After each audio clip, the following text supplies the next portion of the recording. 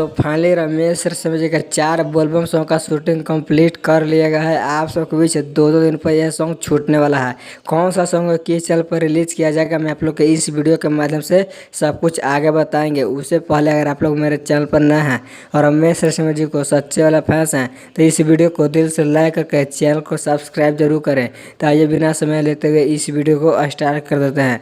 सबसे पहले मैं आप लोग के बता दूं कि जो रमेश रसेल जी का सॉन्ग आने वाला बोलबम सॉन्ग, उस सॉन्ग का अभी पोस्टर रिलीज नहीं किया गया, लेकिन आप सबके बीच आज नहीं तो कल इसका पोस्टर रिलीज कर दिया जाएगा। क्योंकि रमेश रसेल जी 4 सॉन्ग का शूटिंग कंप्लीट कर चुके हैं। 2 सॉन्ग है जो कि Ramesh Russell official YouTube channel के माध्यम से छूटने वाला है और 2 सॉन्ग है जो कि अन्य चैनल पर छूटने वाला था। आप लोग क्या लगता है कि रमेश रसेल जी के इस सॉन्ग को बहुत जल्द आना चाहिए या नहीं आना चाहिए? इस कमेंट के माध्यम से अपनी राय सुझाव जरूर दें।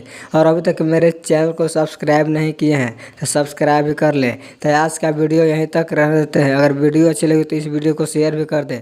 तो मिलते हैं नेक्स्ट वीडियो में।